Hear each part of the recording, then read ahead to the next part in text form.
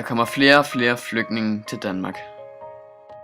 Spørgsmålet er, om disse flygtninge overhovedet har lyst til at tage del i det danske samfund. Kan de overhovedet blive integreret? Jeg tror ikke, at flygtninge fra Syrien kan lære nok om det danske demokrati. Jeg tror, at deres baggrund er et problem, fordi de kommer fra et andet land og en anden kultur. Altså, jeg tror, at de er svært ved at komme ind på arbejdsmarkedet og blive integreret. Nabi Hassan er kurder, og han kommer fra Syrien. Han har boet i Danmark i et år. Han har en kone og 3 børn, der først kom til Danmark i juni måned i år. Vi har ikke nogen demokrati i Syrien. Nej, okay. Umuligt. Vi har også problemer med politik. Politiproblemer.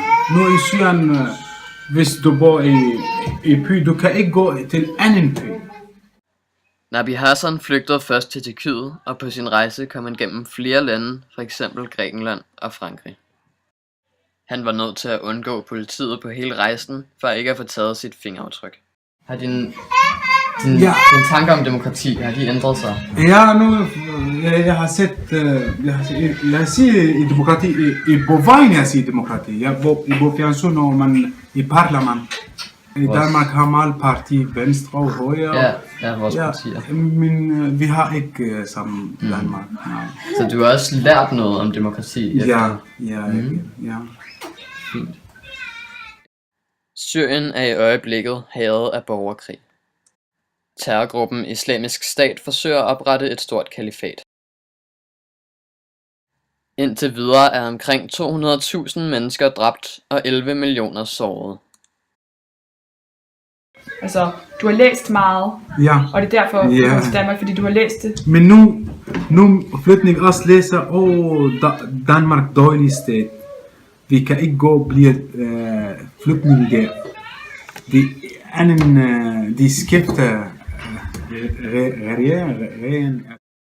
Selvom Nabi har læst negative ting om Danmark, valgte han stadig at tage hertil, og den beslutning har han ikke fortrudt. Jeg tror, her i Danmark, alle mennesker har rettigheder. Alle mennesker, hvis han er flygtning, eller ikke flygtning, eller... Så du kan godt lide at være her i Danmark? Ja, jeg håber, min ønsker, og jeg drømmer, at... Vil du gerne have, at de havde haft demokrati? Ja, det er vores ønsker.